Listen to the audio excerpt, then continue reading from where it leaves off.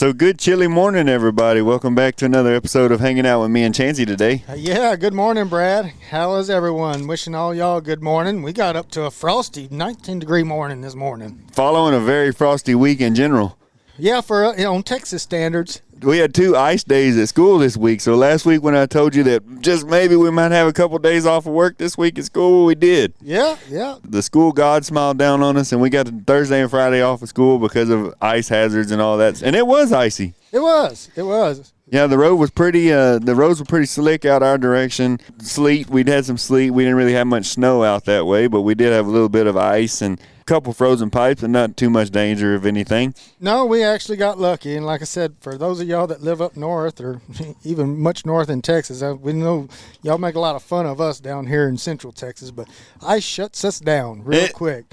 We just don't know how to drive in it. We don't know how to dress with it. Our houses aren't built for it, and don't know how to walk in it. You know, I mean, just for example, I fell on my back porch after I'd been telling my daughter all day long, watch out for the ice on the porch. Well, there I go, forgot all about it, and always in a hurry. I went walking across, and man, feet went out from under me. First thing that hit was my elbow. At our age, you can't be doing that, Chance. You're going to break a hip. Well, yeah, shoot, I don't know. It's swole up and bruised and all get out. But, yeah, teach me to, I guess, not be in a hurry.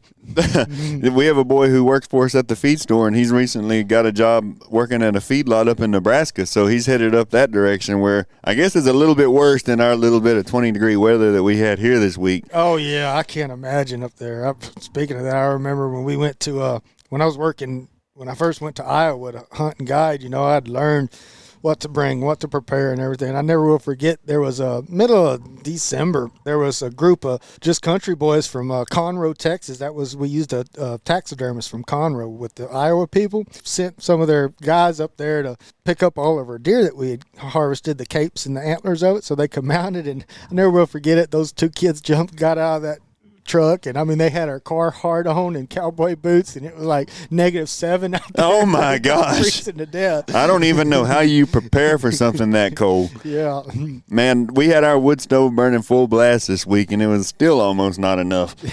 Yeah, I don't see how anybody makes it north of Cameron, Texas, but kudos to you for doing it. Yeah, y'all are tough. Hopefully that's the most of our Texas winter, and now we're going to hit on the spring. Yes, I agree. You know, and so it's a transitional time. Things are changing. We need to be thinking about going out of the winter into the spring, and some practices both in the woods and in the yard and in the pasture that we can be starting to either not implementing now or start putting on our radar to be thinking about in the near future. You know, start planning for the late winter and spring activities. Yeah, Central Texas especially. It's already the first, second week of February, depending on when you listen, I guess, pretty close to that. Out in the woods, Chansey, there's several things that we could probably start to be thinking about doing. Yeah, you know, these are things that would apply in January or February, but since we're just now starting some management activities that would be important that landowners could be doing on their place that help not only deer but also all wildlife, especially turkey and quail.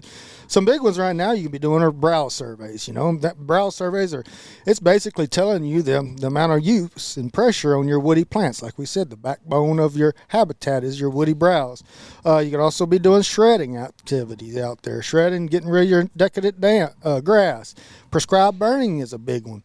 And then also disking. You can be doing disking right now, and that prescribed burning and disking kind of go in conjunction together. We can talk about them quite a bit. And so those are 4 things you can be doing right now, and they also help apply to your wildlife. If you're on a wildlife tax valuation, those activities, you can be documenting them, doing them, and they apply to your annual reports or things like that for your reporting for the taxes. And I guess with those 4 things that could be happening right now, we'll kind of spend some time on prescribed burns and disking because they do kind of complement each other. Yeah, the 2 go hand in hand. Yes, they absolutely do. I'm guessing with all this rain that we've recently had in our area, we've got 3.5 inches of rain this week, I believe.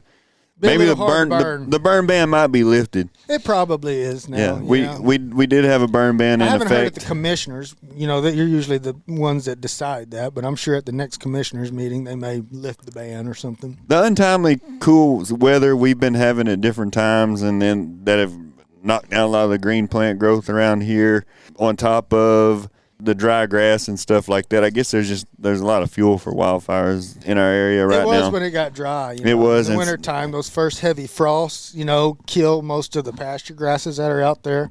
And then we had a lot of windy days too. So when you take that dry pasture grasses and then, not much moisture and then the wind blows, the fire hazards are, they increase quite a bit. And I think that's what they're looking at. The commissioners, bless their hearts, they never try to take in soil moisture and plant moisture and wind, all the different factors that really you need to be thinking about when you do a prescribed burn. But in general, they're looking at the safety of the population, because a lot of people just go out there and just start burning stuff, and they ain't thinking about if the wind's going to blow, which direction, or any of that stuff. So it's mainly like from a safety issue. It's getting to be that time of the year where the green grass is starting to come out. Some of the cool season grasses. The cool season grasses are starting to come out. It's going to be in the lower to mid 70s, I think, toward the end of the week. And so now is the time of the year to start looking into this disking and prescribed burning. Because we'll just start with prescribed burns, and generally when we in Texas do a lot of prescribed burns, it's in the wintertime. And the reason that we do that in the first reason is because, it's safer, but historically, if you look at historical fires that occurred, were probably wildfires. They happened probably later in the spring with the storms that came over, or even in late summer during droughts. That's when they probably historically happened. But human beings, we like to be safe, so you can actually conduct kind of what I would call a more safer fire in the wintertime. You got a dead fuel source that's there generally if you've managed it or if you grazed your place properly. You got a fuel source. And another reason too, at least here in Texas, a lot of times you get those bluebird days after a norther comes through, particularly if you get a dry norther. And, it blows real hard. But then, you get those days a day or two after a bluebird, kind of like today, where the winds are consistently, around 10 miles an hour. Just a nice breeze. Nice breeze. They'll carry a fire good for you. And it's generally dry, or if it came dry, you got a steady atmospheric conditions, so the wind's going to constant. You're not going to get any wind shifts, basically. So those are good times to be thinking about, we as managers. And plus, it's well, speaking of wind, while you're on the topic, if you start a prescribed burn, do you want the wind to push the fire, or do you want to back burn against the wind? Well, at first, from a safety standpoint, that's what I said. The first thing you do is you would, you get whoever, if you didn't have expertise in this, you would talk to somebody that does, and ask about, a fire plan be put in place and fire conditions. But first thing you'd want to do is disc a fire guard, disc a fire guard about the area you'd want to burn. And then it's always best to light it with a backfire. Think of your prevailing wind, and light it with a backfire, and then hit it with a flank fire later. But let it burn. That burns a perimeter, a boundary from or either where the head fire, light that backfire to where fire ain't going to burn across where it's already burned. Where it's already turned black, fire ain't going to burn there no more. So if you're stuck in a fire, get into a black spot, it's not going to burn there again. But so let it go in, 50, 60, depending on how big of an area. A good amount, and then you can hit it with a head fire and come in. That same thing goes good for like your leaf litter areas. A lot of it in the post oak savanna. We've got just prescribed burns. Just some of the things that are important about it and what they do. If you don't know, they curb over abundant woody plants. So you got a lot of young eastern red cedar out there, or yopon, or ash juniper out in the pasture if you're west of here. Fire will knock them out, It'll really help. On my property, I'll do the leaf litter fires, like you'd be surprised. A little leaf litter and all those water oaks and blackjack oaks, a little leaf litter fire just creeping through there, It does more smoldering than it does burning. It smolders, but if you can get it when it's dried out, the leaves start drying out, it just makes a little front. It creeps through there. And it will move. It'll creep through there, but at a slow speed usually, especially if you don't have much wind in the woods. But your 1-2 foot tall yopons and cedars, it'll smoke your little cedars, and it sets your yopon back a whole lot. It'll even kind of raise the canopy a little bit on those. If it doesn't kill the yopon, like it won't kill them, but it'll set them back, and you can actually start getting some sunlight in there, which is very helpful. Sometimes it takes you 3 years of doing that to make a fire. You just got to start small depending on your fuel load. So, and your slower growing trees, they need that to get rid of a lot of your faster growing shaded trees that are shading out. Yeah, it's like your oaks and hickories. They need some type of disturbance, a fire or grazing by large herbivores or tornado or whatever, something to create a disturbance. Because what happens, you get these shade-tolerant plants like cedars and yopons that just choke everything out. Grow so fast. And they grow so fast. They have shallow root systems. They take up soil moisture, but then they shade out all your better quality plants, your oaks and stuff, your hardwoods. So prescribed burn can definitely help with that. It's practical. It's effective, and it's long term. I mean, think about it. You can take out a lot of little cedars, with one well-planned prescribed burn, and going out there with loppers, and doing it. It adds nutrients to the soil. So, burning, it does do that. Lots of nutrients goes right back into the soil. So you do it this time of year, right in time for spring rain, spring growth. Guess what? All new deer food and food's going to come up, lush. It just makes everything pop. You'll have some beautiful little green forbs and different types of things following a fire that start to come up. Mm-hmm. And also it gets rid of decadent grass. Well, it's potash, basically. Yeah, potash. Mm-hmm. And nitrogen, too. I mean, with all the other stuff, and then when it rains, and they're just like fertilizer. Decreases decadent grass. So if you got grass, it's just, grasses need to be stimulated, need to be burned or mowed or grazed or something to get them to grow and make them healthy and vigorous. So if you got a bunch of decadent stuff out there, fire will really get them going. So it was just for an example. A&M's done a lot of studies where they found like 7 times more protein-rich insects present in burned versus unburned pastures. 7 times more. So what is it that baby quail and turkey poults eat? What do they need? Insects. They have to have insects. They have to have insects and spiders and protein. And 7 times more in a burned area. They've done studies on just taking an area that wasn't burned and then taking an area that burns, and there's 7 times more protein-rich insects in those burned areas. You don't think about something as simple as an insect being affected by fire. Like it With the lush improves. Grass. Yeah, yes, they have little more to eat. Yeah, and just, flourish. And I said nitrogen. I don't know, but it's like a fertilizer, that just helps. Definitely potash. What does burning do to Bermuda grass? It'll help it this time of year. Yeah, especially if you burn it in general. And this is, like I said, general, but in generality, cool season fires help warm season grasses. So if you burn even native grasses, or even we're eliminating some competition, even there exotic too. grasses too. So and timing, because one problem is if you're burning a cool season burn this time of year, even later, say March, a lot of your winter weeds and winter wildflower or spring wildflowers and spring weeds are already up. They're just sitting there. They're not blooming now. So a cool season fire can hurt those. So yes. you got to watch out for that. But if say you've got camphor weed out there, a problem weed that's starting to come up right now, you could hit a cool season fire right now, and that will set back that camphor weed, and it will help establish your warm season grass. So it would help Bermuda grass. In turn, you're eliminating that early season competition you have when all your warm season grasses are trying to get going. Same reason that people spray, their pastures and stuff this time of year for ryegrass or something like some weed that's out there right now. Something that goes really good hand in hand together is, if you have a big enough place, you can kind of utilize this, especially if you have mostly native range, what's called patch burn grazing.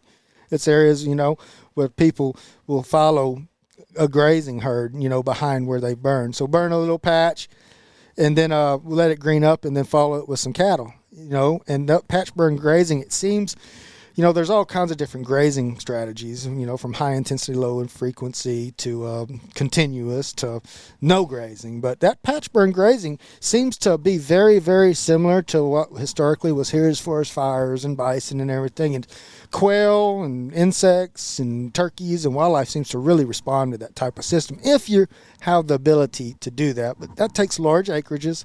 In our neck of the woods where we're at, most of we're dealing with the small stuff, less than 20 acres if we're doing a prescribed burn.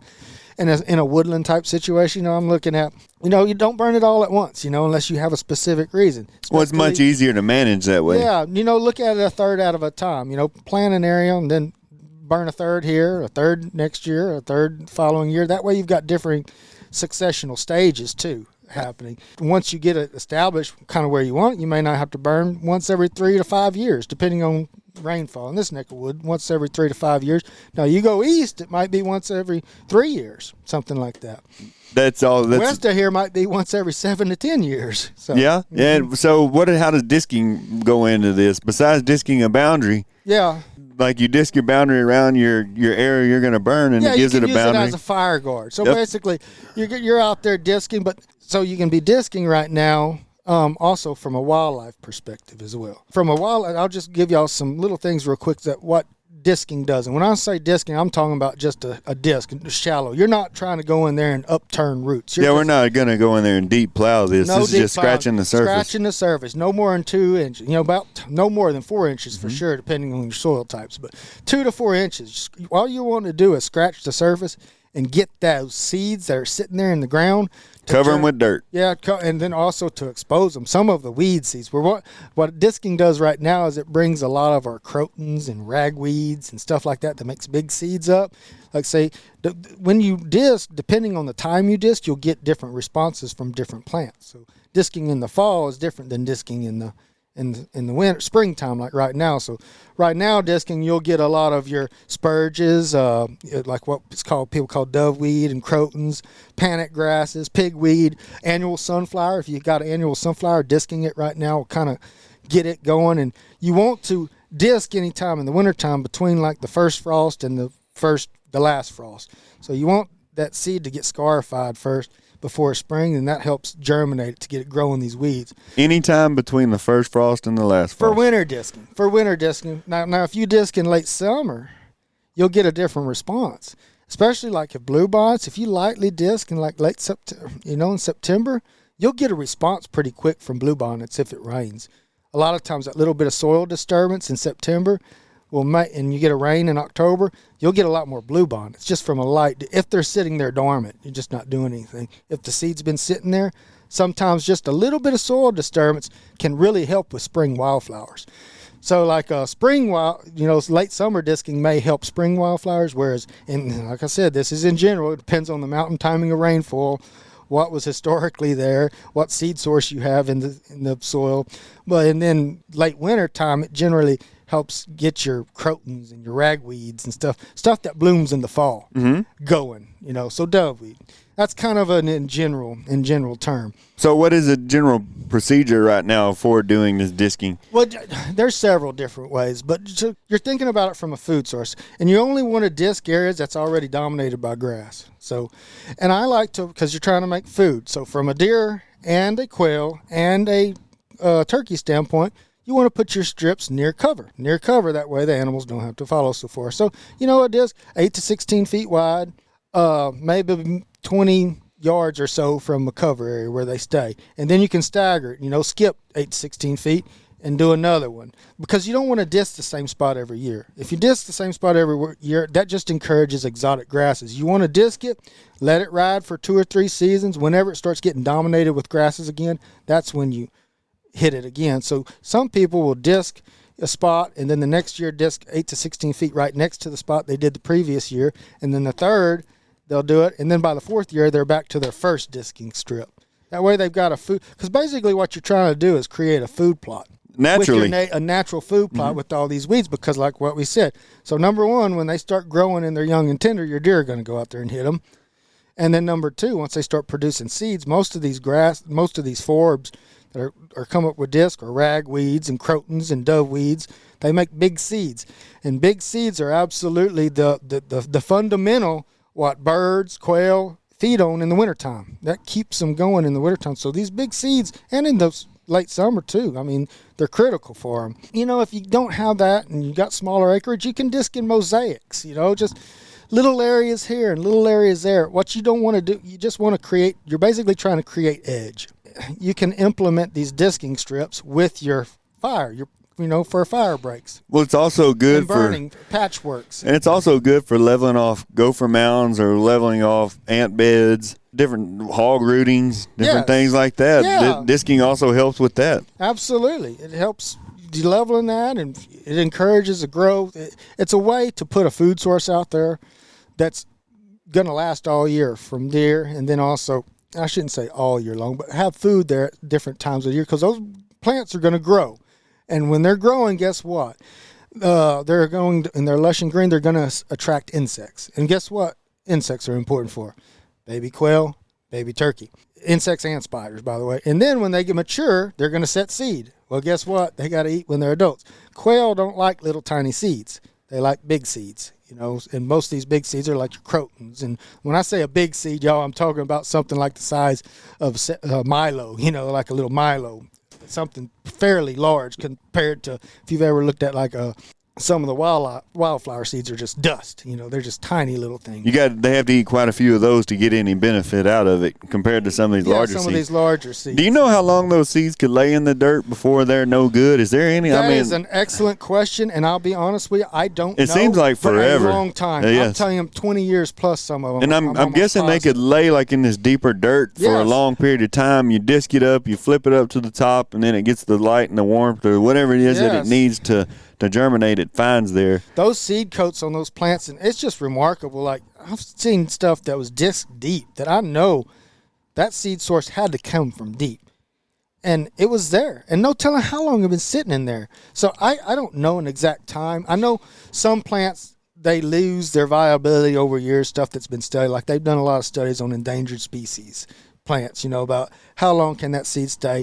And some of those, I know prairie bush clover, some stuff I've worked with in southwest Minnesota, they're looking like after 5 years, if it doesn't have some type of disturbance, like a grazing to scarify it, then the viability goes way down. After 5 years? For that particular species. So a lot of these species, you got to think they may have been adapted to a disturbance-maintained ecosystem. Kind of like the biology of the species. If you're adapted to something grazing in fire, well, that means that you need to germinate every 4 or 5 years, whatever schedule that timing was in.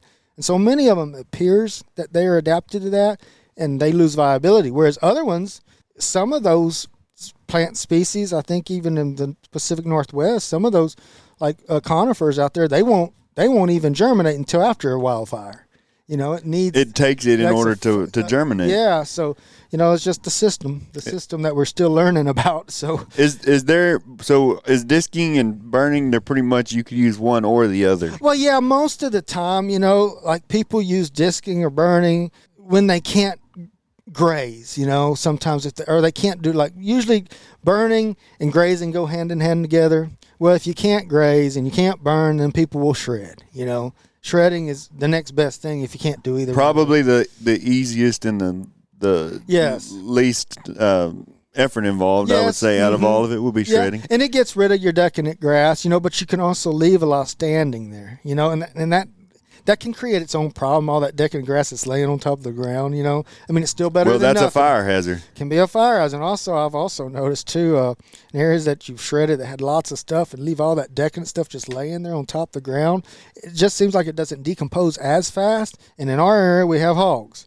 It seems like, I don't know, it holds that moisture, so it probably brings grubs and stuff up closer, and hogs will go and hit some of those areas where they're decadent grass. And that's just an invasive species problem, too. If we didn't have that, it wouldn't be that big a problem. But, when that cow is out there grazing that grass, it's doing its rooming thing and all, and then it's putting it out, and it's putting it out in little pockets. And if your ecosystem's functioning where, you've got dung beetles and microorganisms and good, healthy soil, well, guess what? Those plants, when that poop hits the ground, that soil is able to break it down, use it, and then put it back in the soil. So that's kind of the way the system was put into place. So especially like healthy native rangelands. A lot of good native rangelands have dung beetles.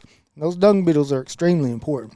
They're pretty fun to watch. Oh, I love watching them. I could I used to follow them around with a camera and take pictures of them. And they're actually little problem solvers. Like, they'll fight over their little dung ball. But if you've ever followed one, and when I was in South Texas, I'd follow one. They'd take it into like a red ant mound, and those red ants would defend.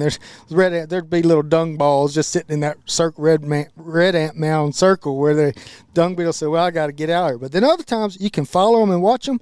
They'll run into like a rock or an obstacle, and they will crawl up on top of their little dung ball and look around. I watched them. They'll crawl up on top and look around to figure out, okay, which way do I need to go? Really? I've watched them do it. Yeah, they're amazing to watch, man. This little stuff like that's fun to watch. Like having its own little lookout tower on top of that ball of poop. Okay, well, I run into something. How can I get around this, And then he did. He went over there, and I got pictures of him. He looked around, and then come on around, and then went on.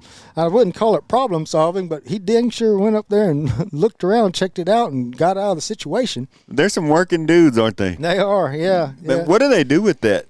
Well, they take the dung beetle, the little dung ball, and they lay their eggs on it, and they bury it down the ground, and their egg hatches. As far as I know, there's a bunch of different species. We got the little black ones, and we got the green ones. I've seen the black ones mostly. Yeah, the ones I've seen. And there's some green ones, like the real pretty, green as well. From what I understand, they get the dung, and then they dig a little hole and put the dung in the ground. It's probably like a squirrel burying an acorn. Yeah. No more than an inch or two deep, and they lay their egg. And then, think about it on a micro level, but also, on a mega scale too, of thousands of dung beetles spreading all that manure out across the, the native range out there. A good way to disperse that. Yeah, it's a good way to disperse it. And, when you start losing soil microorganisms and soil health and soil quality and stuff like that, the root systems get shallower. A lot of that stuff doesn't function as well. I've got to look it up maybe for the next episode, but I don't remember if it's the IGR that's in the fly control tubs or the fly control stuff that people feed to your cattle and stuff, and what it does is it gets inside the manure, and then flies lay.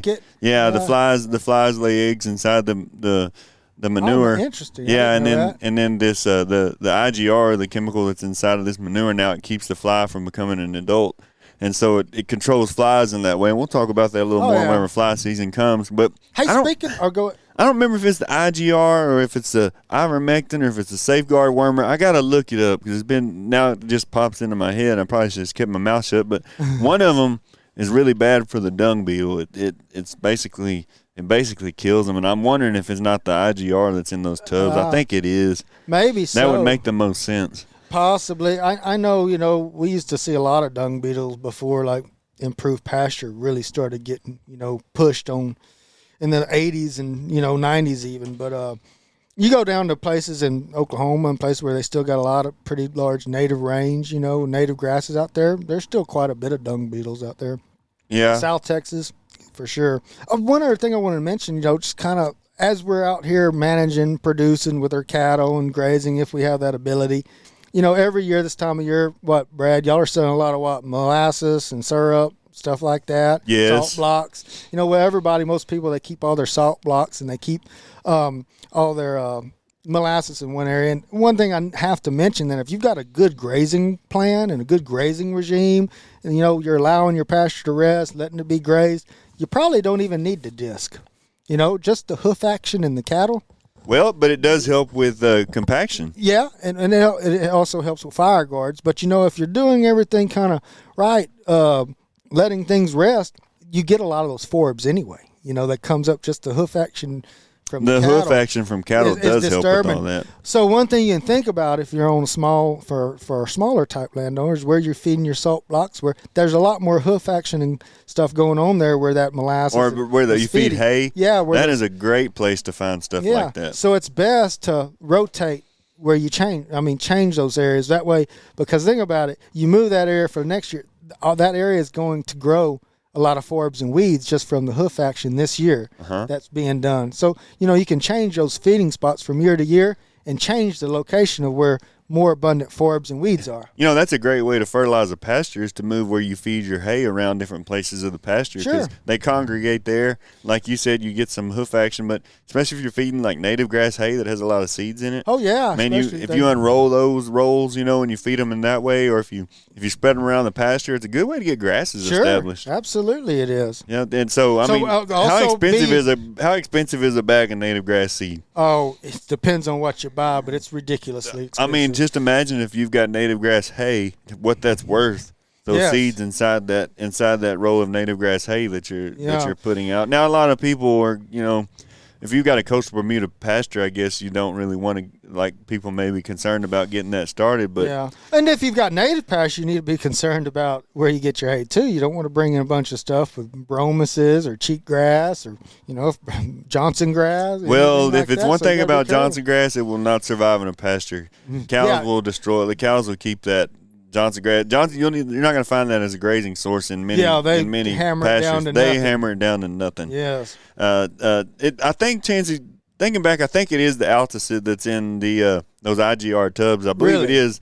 That's one of the downfalls about that is that it harms the dung beetles and little parasitic wasps and different types of flies that off target species that it affects. Because a lot of those there are parasitoids, man. I mean, they are killing machines. Pretty much every little critter we call a pest, those parasitoids usually will get them, or control them some way. Yeah, when you mentioned that they lay their eggs in that, and that's what got me thinking about it. That's news to me. I did not know that. Yeah, they put that out to sit in those IGR tubs. It's an insect growth regulator is what IGR stands for, and it's Alticid, whatever, however you pronounce it, is that they put into it. And like I said, these cows lick it. They put it in a mineral. They put it in a tub. And they even have a different one for horses that control like face flies and stuff like that. So they ingest this stuff in this tub. It doesn't hurt the cows or anything like that. It's passed on into the manure. And then flies, there's only like a short amount of time that a fly could lay an egg into a pile of manure before it gets that glaze, like a hard glaze over top of it. And they can no longer lay an egg inside that. So this Alticid gets in there. They lay the little egg in there. I think it gets to the larva stage, and that's as far as it gets. I got to look that up before fly season comes, but it seems like that's what I do remember, though, now reading up on that years ago. Yeah. And you mentioned that dung beetle, and I remember that now being an issue. That's just fascinating stuff. I've got to tell this story. Well, it'll be quick, Brad. I'll promise. But talking about the parasitoids, this last fall we had an armyworm problem. Last summer, we had a early armyworm problem. I was traveling a whole lot then, and I never will forget. Like I was on airplanes all the time, and I noticed I got home and there was I saw armyworms in my yard, and I'm like, God dang! It's one of those things I didn't have time to. You'll usually get them in your oats and your fall grasses, but this year they came out so early they were getting the Bermuda grass. Yeah, they were in my lawn. I was like, man, I just don't have time to. But then I started paying attention. I started looking because I've sprayed for them in the past before. And I got to look, and there was these little small, I don't even know what they were. They were wasps. And they looked like yellow jackets, but they weren't yellow jackets. They were striped like that. But they were little bitty, and they were like little, I don't know, stealth bombers, man. They were.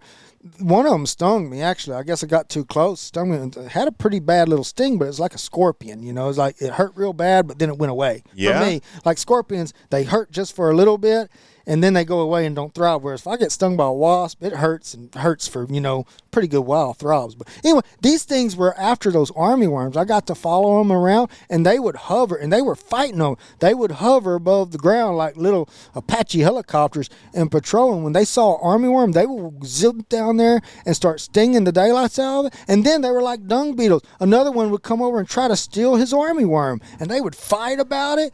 And I got to watch it. It was unbelievable. And I didn't have time anyway to do it. So I was like, well, I don't know, but I watched them for Man, I wonder what little insect that was. I tried to find it in my Insects of Texas book, but it's one of those things like, okay, where there's 20 different species that look like that. I didn't know. And I think I sent it to an A&M guy at the time. I didn't know him, but I never heard back because I didn't know the specific. They probably could put it some type of family of wasps, but they looked like little yellow jackets, but they were smaller than a honeybee. And, man, they could fly. Unbelievable. And they were all over the place. And so, long story short, I had to leave for a week, and I didn't know what to expect. When I came back, there were no armyworms in my yard. These little wasps took care of that. Yeah, I got about a 3-acre yard. That's solid Bermuda. Yeah. And I wonder those wasps took care of all, and there was literally hundreds of them. Because they couldn't see them very well, but when you got to looking and got down on your eye level and started watching them, man, they were just like little drone helicopters, hovering 10, 12 inches off of the yard looking for armyworms. And, man, they took care of the problem. Is that right? Well, so if you think about it, I mean, maybe in the fall time when those armyworms usually come out, I wonder if those little wasps are still around, if it's too cold for them by that time. It might be. And so this year, it was super early. Yeah, it was the oddest time for a fall armyworm. I would say it was in July, wasn't I think it was. Yeah. And it just stayed so cool here this summer. And we had a lot of rain. We had a lot of rain. It was a weird year here. And so I guess these little wasps, they're like, holy crap, this is easy money here. Yeah, it was. It was real cool. Go get your buddies. Yeah, it was. They fixed me up, at least my yard anyway. We gotta ask some questions and look a little bit more into that. Yeah, like I said, I've got a Texas insect book, and it had one. I was like, well, it looks like that, but it's not quite that. And then I looked in my big entomology, and I took entomology in grad school, but when you start getting down to family level on insects, you better know your stuff. I did entomology in 4-H years ago. Lord have mercy, there's a lot to that. Yeah, you think plants are hard to key out. You start trying to key, especially your flying insects, your dragonflies. We used to do a lot of macroinvertebrate stuff in Tennessee with dragonfly larvae. And, you better know your stuff. You should go to try to identify them past a family level to some of those critters. Entomology is one of the hardest things I think I've ever looked into. There's a lot of different things that goes into classifying insects. Yep. So you're talking about that. And so right now is a good time to be disking. It's a good time to be burning in preparation for your warm season grasses to start coming out and your little forbs and all those different types of things that's important. Well, it's also getting to be that time of the year to plant potatoes too. Yes, potato time, yeah. So everybody always says that you plant potatoes around George Washington's birthday. Yeah. It's been the age-old thing that you plant potatoes on George Washington's birthday. And I always kind of thought he was around Valentine's Day.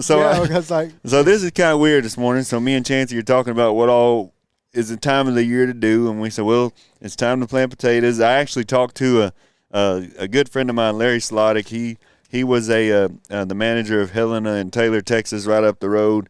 For a lot of years, he's probably the most intelligent chemical guy that I've probably ever talked to in my life. He could tell you what to do on yards. He could tell you what to do pastures. He could tell you what to do on just about anything that involves fertilizers or herbicides or any of that kind of stuff. And so I happened to mention to him, I said, Larry, any time to plant potatoes? Because we had them at the feed store here, Cameron Farm Ranch. We've had people coming in. We're done sold out of potatoes already. So many people have come in and bought them.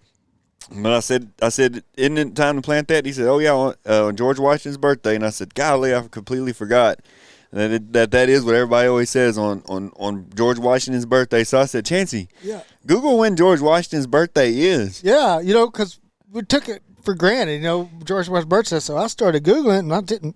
At first, I just saw, I was like, well, it looks like there's some discrepancies here. That didn't make sense. It's almost like he was born twice. Sound like it's like, is it on the 11th or is it the 22nd of February?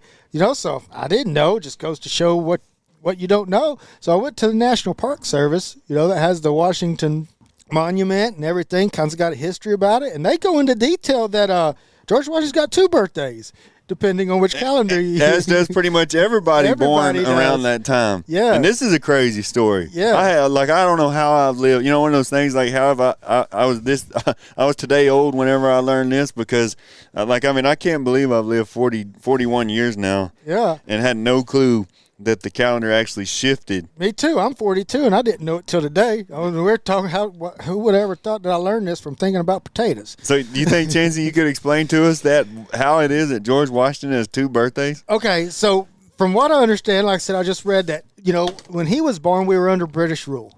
Being under British rule, if you would have been, basically they decided in 1750, what was it, 1752? 1752, America was under British rule. And George Washington was just a young lad. Yep, and all of Britain and its colonies were under what they were called the Julian calendar. And the rest of Europe was under what's called a Gregorian calendar during that time period. In Britain, they thought that we needed to be all under the same calendar, so it just jives. So there was a big difference. One of them had the year starting on January. One of them, our Julian calendar, actually had the first of the year starting on March 25th. Okay. And the Gregorian calendar had it starting January 1st. So in 1752, the British switched the American colonies to that the one that had the January the 1st. Yeah, to the Gregorian calendar. Uh-huh. And so that was one thing that had to happen in order to get the calendars lined up and the discrepancies. The other thing that had to happen is you're going to have to lose 11 days somewhere. And they decided, I guess, to take them out of September for whatever reason. I'm not sure. I don't know. So here's the weird thing about it. People went to sleep on September the 2nd of 1752. Yes. They woke up on September the 14th. 1752. Yeah. How weird was that? Yeah, and it says so not only did Washington's birthday get shifted by like 11 or so days, everybody's birthday got shifted by 11 or something. A lot of people didn't even have a birthday that year. Yeah. The ones that were born between September 2nd and September 14th. Yeah, that just really screws with my mind, man. Golly, can you imagine that? Yeah. And then getting word across a sea from Britain over to America, and then getting the word to all the people in America, like, okay, guys, here's what we're going to do. It's September the 2nd. We're going to go to sleep. Yeah. And then when you're going to wake up, you're going to change your calendar to September the 14th. Yeah. That probably opened up some debate. I'm sure it did. Like it's one thing to have a leap year every 4 years, but an extra day in February every so often. But golly, changing that was a huge change. September the 3rd through September 13th, 1752. There's no history that happened on those days. Isn't that weird to think about? I guess so. Like I said, it's hard for you start manipulating time. It kind of screws with my mind. Everybody's birthday was shifted 11 days, basically, including George Washington. Yeah, so now we have President's Day, which is February 22nd. When his birthday was actually February the 11th. But on the National Park Service said if you were to ask his mama when his birthday was, it was February 11th. February 11th. Yeah. And now it's February. So, and then in 1752, it shifted to February or 1753, I guess. Yeah. It started to be February 22nd. Yeah. That's crazy. I had no idea. Me either. I didn't know that. And pretty recently, 1752 is not all that long ago. No. In the grand scheme of things. Yeah. But so we don't know if you should plant potatoes on February the 11th or February 22nd. Yeah. You plant them on George Washington's birthday. Yeah, so I guess just shoot for Valentine's a day in between. Yeah, whenever you choose to celebrate George Washington's birthday, that's the day that you should plant potatoes. Yes, it's that time of the year to start doing that too. And I know Chancey's been planting some potatoes. Yeah, or getting close to. Hopefully, he ain't done it yet. No, I haven't yet. Last year I planted them. I remember I planted them right before the great snow hit. So that weekend before, I remember I planted potatoes, and then it snowed, and they seem to do all right. This is my first year planting potatoes. I don't know much about them, but tried it for you got to have sandy land. Yeah, and they don't do real well in a bunch of mushroom compost with it too. It's mushroom compost, and then also I kind of live in a sandy loam. That mushroom compost is really good stuff. I like it, man. That's a beautiful compost. It's rich too, man. When they bring it, man, it's hot. You can smell it. Yes. Yeah. So you may be better off just shooting for Valentine's Day to plant your potatoes. And that's right. That's kind of right in the middle of those 2 days, anyways. We're not real sure what day you should shoot for there on that, being as though that. But then we thought that was an interesting fact, so we had to bring that up. Yeah. Other things going on though, Chancey mentioned that it's a lot of little weeds and stuff are going to start to come up, which are great for deer, which are great for wildlife. Yeah, but not so much in your yard. Not so much in your yard. And talking to Larry, the main reason I called him was I'd forgotten the rate. Now, I don't know how many of you guys have paid attention this year to the cost of Roundup or glyphosate. If you could find it, it's gotten really expensive. So in previous years, people would be like, well, how much should I put? Well, just use the glug method. To put 2 glugs in there, put 2 glugs per gallon, glug out of the jug. But now it's getting so expensive, people are going to have to start watching. Sure. You're going to there's going to be a big difference now in spraying the labeled rate of Roundup at like 22 ounces per acre compared to a quart per acre that some people do. Mm-hmm. And so in reality, that's a good thing. Yeah. Well, those labels are there for a reason. They're there for a reason. And so, we as producers, we as operators, we need to be following the label at all times. Yes, and it saves you so much money. Yes, it does. And believe it or not, you follow the label, you still get good kills. I mean, I have, especially when it comes spraying brush, or follow the label, you get a good kill. It works. Sure. Glyphosate's going to be a very limited resource this year. Yes. Well, just tell you how bad it is. Last year, I think it was like for 2.5 gallon jug, like around $45. And I saw in Tractor Supply the other day, I went in there. There was they were selling it for I think $139.99.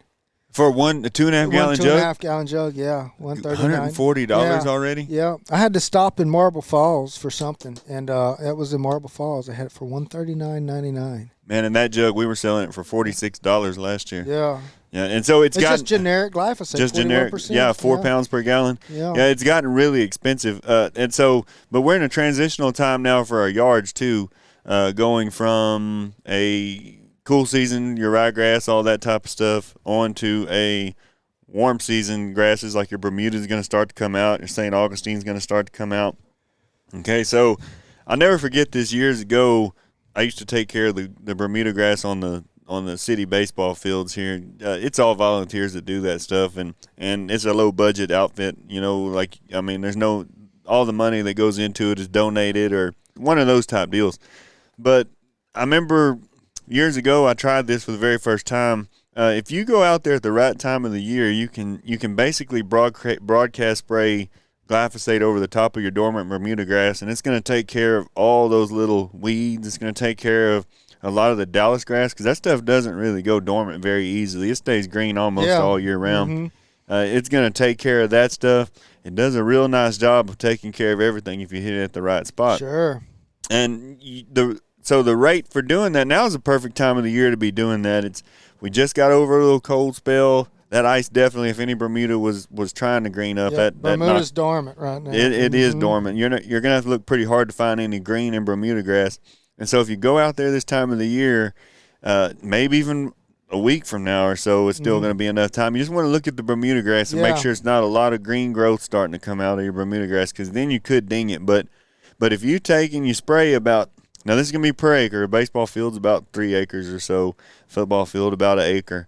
If you go out there this time of the year and you spray 12 to 16 ounces, 16 ounces being the high side, 12 ounces being the low side, somewhere in the middle of there, 12 to 16 ounces of some sort of glyphosate.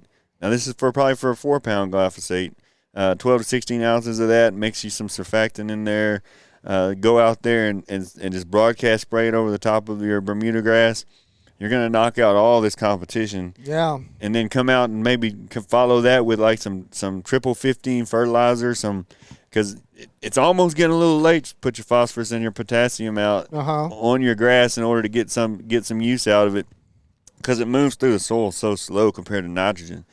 So the earlier you get the phosphorus and your potassium out, which is your second number, so like a 15, 15, 15 fertilizer, it's going to be your last two numbers are going to tell you your percentages of phosphorus and potassium. So right now is the time of the year to be putting those last two numbers out, so they can get into the soil and become plant available by the time that your warm season grasses need it. So, like for instance, if you're going to put out 100 pounds per acre of a triple 15, you're going to be putting out 15 actual pounds of phosphorus, and you're going to be putting out 15 actual pounds of potassium, and then 15 pounds of nitrogen. But a lot of that nitrogen is going to, wash down through the soil pretty quickly, get eaten up by microbes, different things like that. You lose nitrogen very fast, but phosphorus and potassium is a little slower. That's a whole episode of its own. But so if you go out there and you spray this Roundup, this glyphosate over the top of your dormant Bermuda grass, it's gonna knock out pretty much any competition that's trying to get started right now. And then your Bermuda grass is going to be able to green up and go. Yeah, no competition. When it gets ready to go, that's right. Yeah. It's going to kill your ryegrass. It's going to kill any little broadleaf weeds. Yeah, henbit right now. That henbit is terrible. Right now, henbit's coming, and these are little cool season weeds. So a lot of times the frost doesn't get them. So henbits, chickweed, little geraniums. Now glyphosate has a hard time with henbit sometimes, especially when it's cold. Glyphosate doesn't like to work when it's too cold. No, that's why there's a fine-tuned line right here where it works and doesn't work. You got to get it out when it's warm enough to work, but not warm enough for your Bermuda grass to be coming out. So if you want to mix a little bit of some type of a 2,4-D or something in there, or maybe mix some atrazine in there, that's going to be a pre-emerge. It's going to give you, or maybe some Trimex Southern. Trimex going to help you kill some of those tougher to kill broadleaf weeds like your henbit and stuff. And if you mix a little atrazine in there, it's going to give you some residual for a few weeks to keep new little weed growth from coming up at the same time. Good. It's a really good, cheap. Well, it used to be cheap. It's still pretty inexpensive if you figure what it does. Yeah. So because you kill your grasses and you kill your broadleaves. You knock all that stuff out. And what you said, the high rate was 16. So that's basically a pint per acre. Not very much. Most yards are nowhere near an acre. So yeah, at $40 $40 a gallon. What is it, 8 pints in a gallon? Yeah, 4 quarts. So yeah, pints half quart. Mm-hmm. You go to figuring that it's relatively inexpensive still to do that, and there's not many post-emergent herbicides out there that's going to kill grasses and broadleaves like what the glyphosate does. Works really good on a baseball field unless you've got ryegrass that you're trying to get going. Football field, if there's still a grass football field around, there ain't many of them left. Pretty much all gone to turf now. Yeah. But if you do still have a grass one left, your Bermuda grass yard. But what does this not work in? This does not work in St. Augustine grass. Don't do it in St. Augustine. You will kill the heck out of your St. Augustine grass with this, but it does work good in Bermuda grass. Yeah, that's one thing. St. Augustine grass is really pretty, but it's just weed control is a little tougher in that. And so it is that time of the year if you're looking for something in your dormant Bermuda grass yards, go out there and hit it with a 12 to 16 ounce per acre rate of and I'd have to do the math to figure that per 1,000 square feet if you're talking about a yard, but there's 43,560 square feet in an acre, right? Yeah, so I'd have to do that to figure out exactly how many ounces that would be per 1,000 square feet if you were doing it in your yard. But that's how many ounces you would put out there per acre in order to do that. There's some other different chemical mixes you could use later on in the season. I'm not going to mention those just yet that you can mix in to kill some of the weeds that are coming up. But I guess if you wanted to this time of the year in your St. Augustine grass, there you can mix a little atrazine and Trimex Southern, as Larry was telling me about. So your atrazine again is a pre-emerge. That has some activity on grass burrs if you live in, or sandbur, I guess they call it, if you live in the sandier areas around here. And then you can mix some Trimex Southern in there with it too to take care of the little broadleaf weeds that has come up. Now, if you notice, I hadn't said anything about any grass weeds because none of this is going to have post-emergent effect on any kind of grass weeds. But the Trimex is going to take out any broadleafs that are up. The Trimex Southern is what you have to have on St. Augustine grass. The trade name is Trimex Southern. You can mix about 2 ounces of Trimex Southern per gallon mixed with 2 ounces of atrazine per gallon. And here in a couple weeks, probably close to the first to sometime in March probably would be the best time, depending on the weather and temperatures. That's what you have to watch the closest. You'll go ahead and hit it with this 2 ounces per gallon of atrazine and 2 ounces per gallon of Trimex Southern, and you could put that over the top of your Bermuda grass, or you could put that over the top of your St. Augustine grass, either one. And maybe, hit that one time toward the middle of March and then hit it again about 3 weeks later with the exact same thing, and that should technically take care of your grass burrs in your yard. They're hard to get once they come up. Yeah. Yeah, sandbur is really hard to control once that stuff comes up. But anyway, so that's something you could do too. Like I said, also you could start to put out your phosphorus and potassium fertilizers. Typically a 50-pound bag of that fertilizer. We have a really good one that Helena makes that Larry once told me about. It's a 20-4-8, meaning it's a let's see, what was it that the ideal blend that you want, I think, for Bermuda grass is a 4 to 1 to 2 ratio of nitrogen to phosphorus to potassium, a 4 to 1 to 2. So 4 parts nitrogen, 1 part phosphorus to 2 parts potassium. And this is all, we'll have to do a whole episode on fertilizing, because now that's gotten super expensive too. And so the best way that you can, the best thing to do, I guess, would be to do a soil sample first and look at what you actually need. Don't waste money on putting something out that you don't need.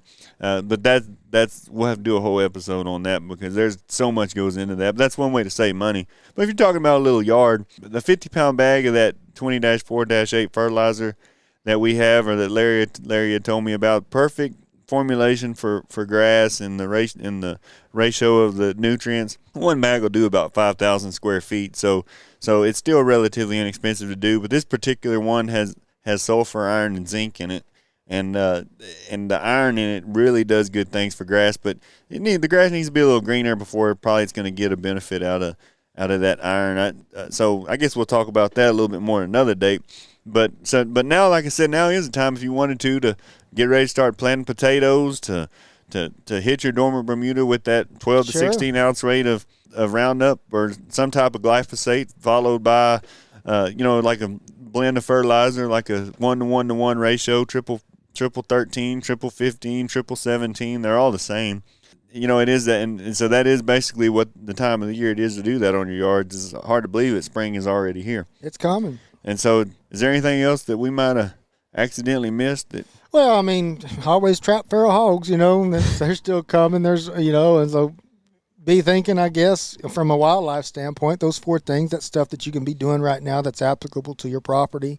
Also, I guess be thinking on your mind, too, if you're on that wildlife valuation to, and be thinking about, doing your annual report. That's going to be coming up. And if you are doing these things, be sure that you document that as well. Because these things that Chancey talked about, if you have your place under wildlife management, you got to document what you're doing out there. Of course, if you have it under wildlife management, you already know this.